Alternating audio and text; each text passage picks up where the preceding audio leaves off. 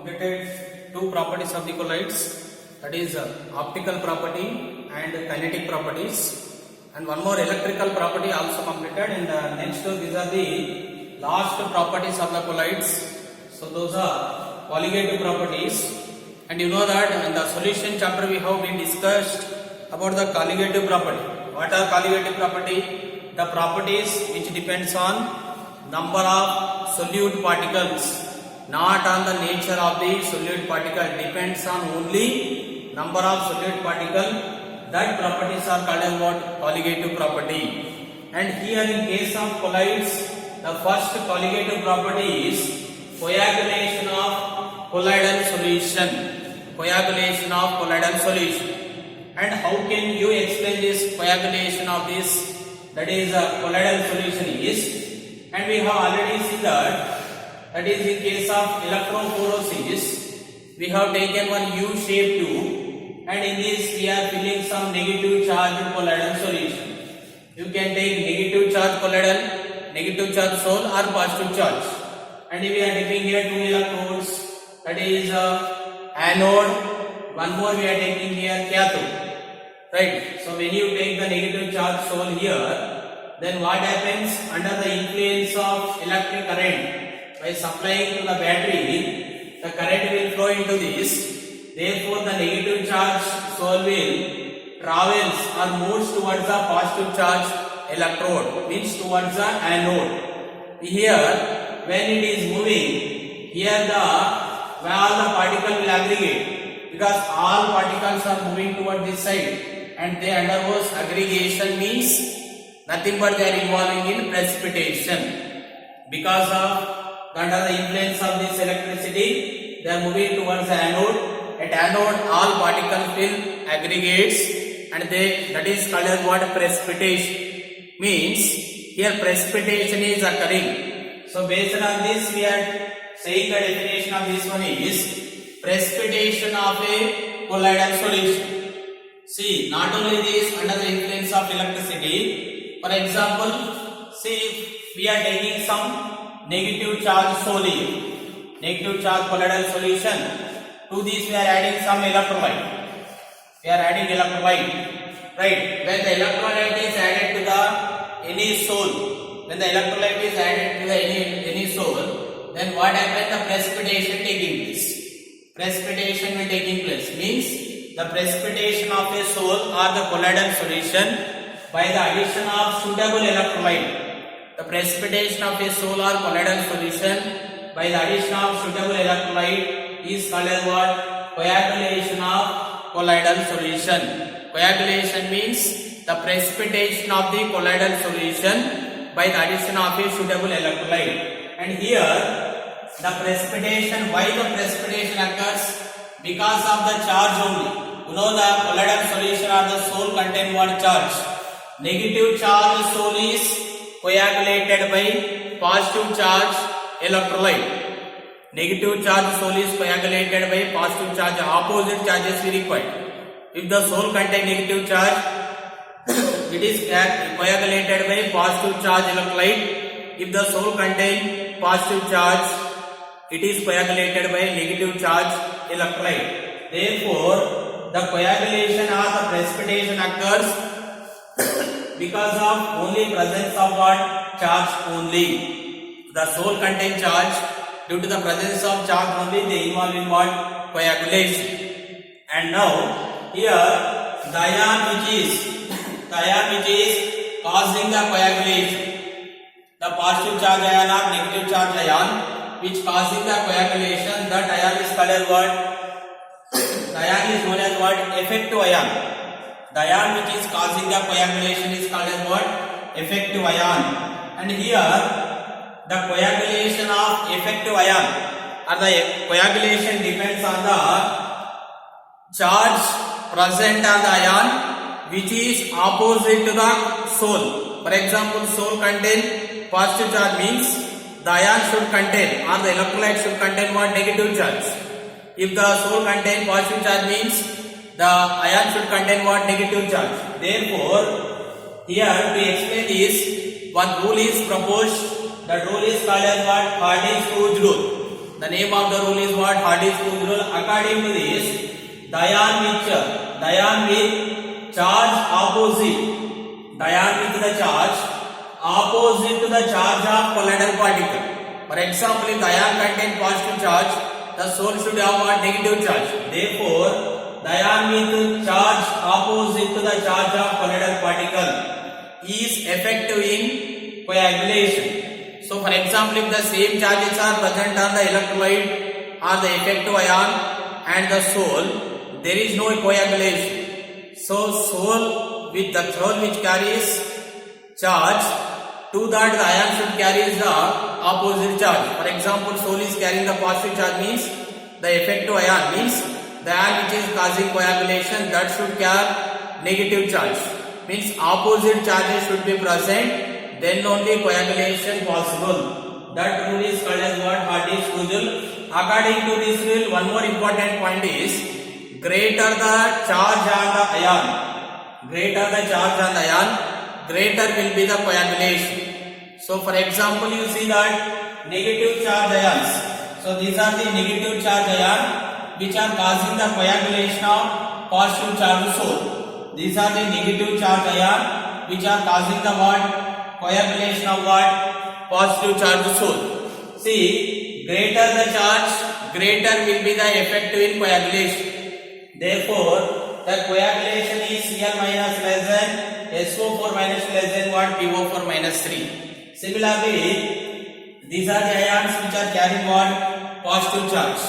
Therefore, greater the charge, greater will be the coagulation. Means these ions will causing the coagulation of what? Negative charge soul, because they contain what? Positive charge. Positive charge soul always cause the coagulation of what? Positive charge ion always cause the coagulation of what? Negative charge soul. Therefore, greater the charge on the ion, greater will be the coagulating capacity. That rule is called as what? Hardy's rule. According to this rule, we have to remember two things. First one is, the electrolyte or the ion and the soul should have opposite charges. Second one, if the charge is greater, coagulation is greater. Either it may be negative or positive, charge is greater, coagulating ability or the effectiveness of coagulation is greater. So this is about the Hardy's rule. And one more important thing we have here, that is, we are calling it as a flocculation value. Coagulation value is also called as coagulation or flocculation, and therefore the value is called as what? Coagulating value or flocculating value. And what is meant by the coagulating value or flocculating value? So the definition is the minimum amount of electrolyte, in millimoles, the minimum amount of the electrolyte in millimoles which must be added to the 1 liter of colloidal solution. We are taking here 1 liter of colloidal solution. To this we are adding some millimoles of electrolyte. Millimoles of the electrolyte is added to the 1 liter of colloidal solution. Therefore, millimoles of electrolyte added to the 1 liter of colloidal solution. Millimoles of electrolyte added to the 1 liter of colloidal solution, which causing coagulation. Which is causing what? Coagulation. Because coagulation possible when only we add the opposite charge electrolyte. If positive charge soul is present, we have to add negative charge electrolyte. If the negative charge soul is present, we have to add positive charge electrolyte. Therefore, to the 1 liter of that is colloidal solution we are adding minimum amount of electrolyte, millimoles of the electrolyte. So which is causing what? Coagulation. That value is called as what? Coagulating value or flocculating value.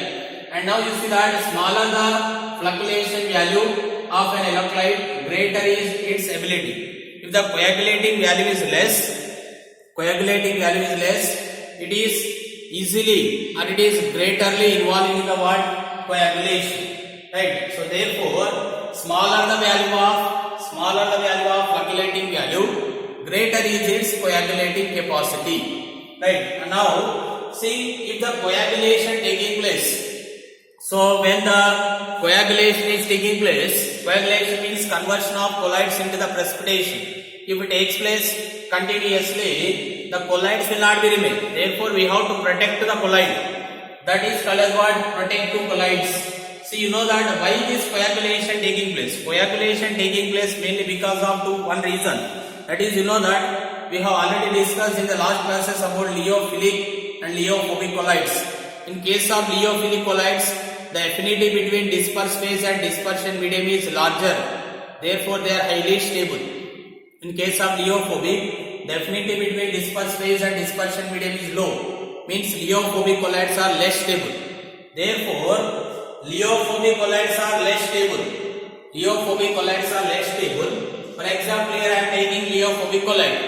To this, if you add electrolyte, if you add the opposite electrolyte, for example, if you are taking positive charge lyophilic colloid, to this I am adding negative charge electrolyte. Immediately, what happens? So, the precipitation will occur. When the electrolyte is added to the less stable lyophilic colloid, it is forms what? Precipitation.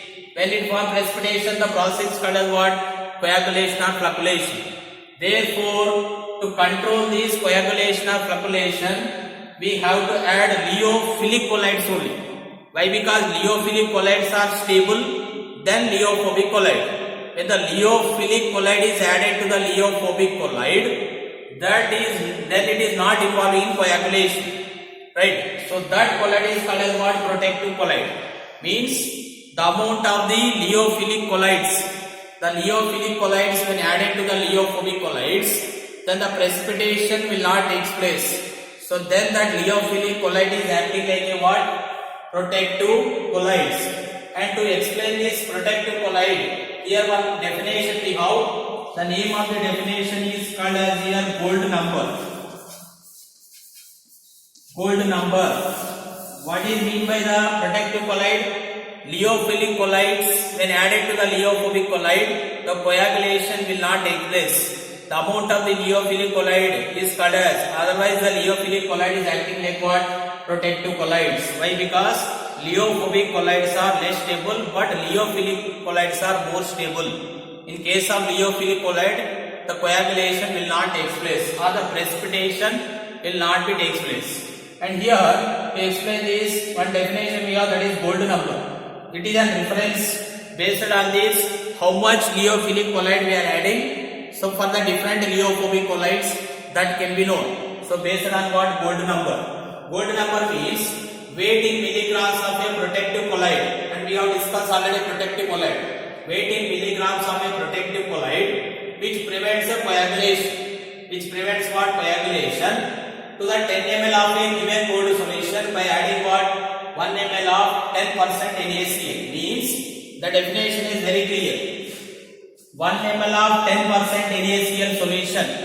1 ml of 10% NaCl solution when added to that 10 ml of a given gold solution. Gold solution is a lyophilic. Therefore, it involves in what? Precipitation or coagulation. To prevent this one, we are adding what? 1 ml of 10% NaCl. When 1 ml of 10% NaCl is added to the 10 ml of given gold solution, 10 ml of the given gold solution, then the protection or the coagulation will be stopped. Therefore, see how much we are adding here, 10 ml, 1 ml of 10% NaCl to the 10 ml of given gold solution. Now this number is called as what? Gold number. Based on the gold number value, this is just a reference. Based on this value, you can apply this value for the different lyophilic colloids. It is not common for all, and for the different type of the lyophilic colloids, we are adding different value or different electrolytes or different lyophilic colloids to protect the or the control the precipitation. So that number is called as what? Gold number. In case of gold number, how much we are taking? 10 ml of 1 ml of 10% NaCl added to what? 10 ml of a gold solution to protect what? Coagulation. This value is called as what? Gold number.